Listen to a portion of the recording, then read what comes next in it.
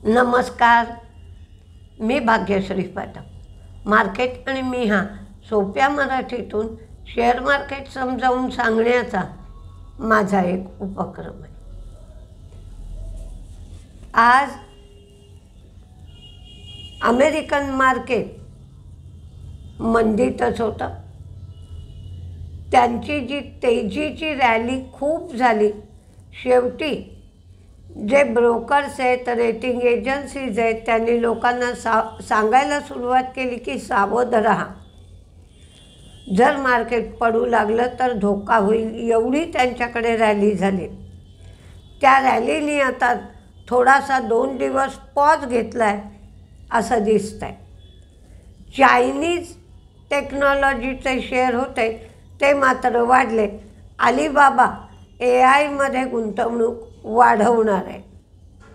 Lithium America हा share मात्र दुप्पट झाला काल, म्हणजे 100% वाढला एका दिवसात. कारण या कंपनीमध्ये त्यांचं सरकारच गुंतवणूक करणार आहे, त्यामुळे हा शेअर वाढला. क्रूडचा दरही काल वाढला, कारण अमेरिकेतली इन्व्हेंटरी कमी झाली म्हणून क्रूडचा दर वाढला. आणि इंडोनेशियाच्या कॉपर मायनिंगमध्ये ॲक्सिडेंट झाला आहे, त्यामुळे सप्लायवर परिणाम होईल, तर कॉपरचं उत्पादन करणाऱ्या कंपन्यांना यामुळे फायदा होईल, तर कॉपरचे भाव वाढले, तर हिंदुस्तान कॉपरला याचा फायदा मिळू शकतो. पण ट्रम्पनी जर त्यांची बडबड थांबवली नाही तर आपल्या मार्केटवर असाच विचित्र परिणाम होत राहील. काल त्यांनी पॅरासेटामॉल या गोळ्या औषधांच्या संबंधात, या गोळ्यांमुळे लहान मुलांना आजार होतो असं सांगितलं. बऱ्याच डॉक्टरांनी ते डिफेंड केलं, तरीसुद्धा ऑटिझम हा जो आजार आहे लहान मुलांचा, तो होऊ शकतो या गोळ्यांमुळे. प्रेग्नंट बायकांनाही त्रास होऊ शकतो, तर त्याच्यावर वॉर्निंग लिहावी इथपर्यंत ते जाऊन पोहोचले. बऱ्याच डॉक्टरांनी, मेडिकल असोसिएशननी त्याच्यावर डिफेंड केलं की असं काही होत आहे, याला कुठलेही पुरावे नाही आहेत. तरीसुद्धा पॅरासेटामॉलच्या टॅबलेट हे औषध ज्या कंपन्या तयार करतात त्यांच्यावर याचा काही अंशी परिणाम होऊ शकतो. तर पॅरासेटामॉल तयार करते ग्रॅन्युअल्स, रेडीज, सिप्ला, सन फार्मा, मेघमणी. तर अशा कंपन्यांच्या शेअरमध्ये काय होतं आहे हे मात्र पाहायची वेळ आली आहे. काही बातम्या बघूया. पॉलीकॅब आज 0.81% स्टेक ब्लॉक डीलच्या माध्यमातून विकणार आहे. 7,300 एवढी फ्लोअर प्राईस आहे आणि 3.09% एवढ्या डिस्काउंटवर हे शेअर विकले जातील. टाटा स्टील होल्डिंग मध्ये त्यांनी 4,054 कोटी रुपये ते गुंतवणार आहेत आणि 457.7 कोटी शेअर घेणार आहेत. लुपिन HIV ड्रगचं जेनरिक व्हर्जन, ज्याचं उत्पादन नागपूरच्या फॅसिलिटीमध्ये होईल, याला US FDAने परवानगी दिली आहे. दालमिया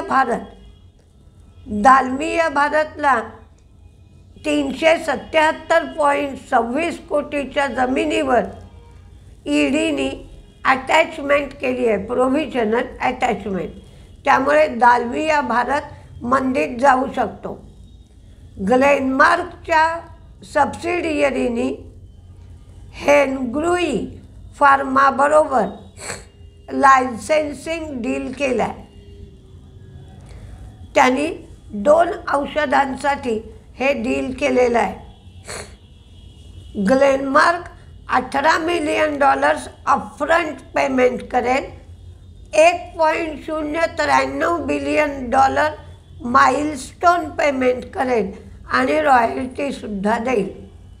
इप्का त्यांनी टेक्नॉलॉजी ट्रान्सफर आणि जॉईंट डेव्हलपमेंट करार केला आहे आणि औषध 2027मध्ये लॉन्च होईल.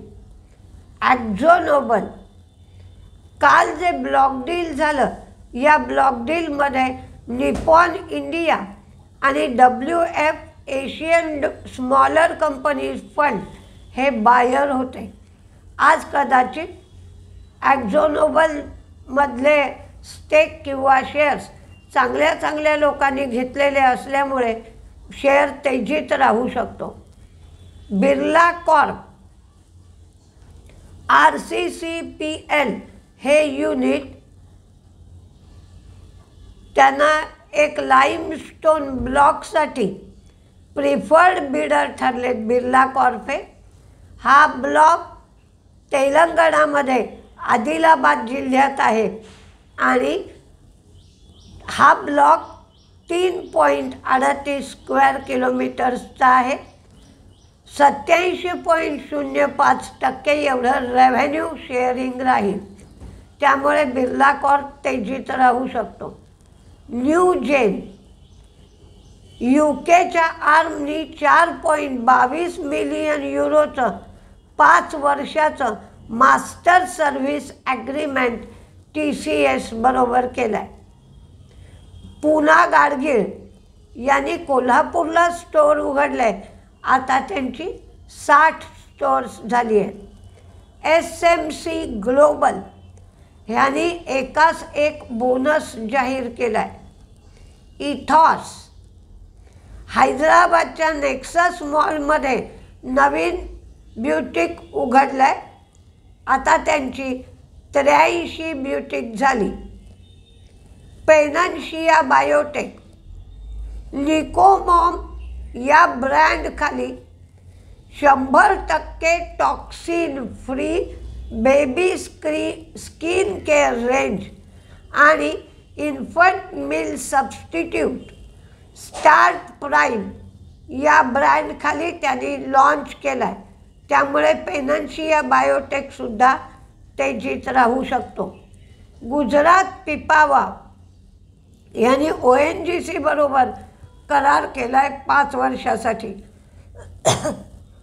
न्यू इंडिया ॲश्युरन्स यांना 249.8 कोटी टॅक्सचा रिफंड मिळाला आहे.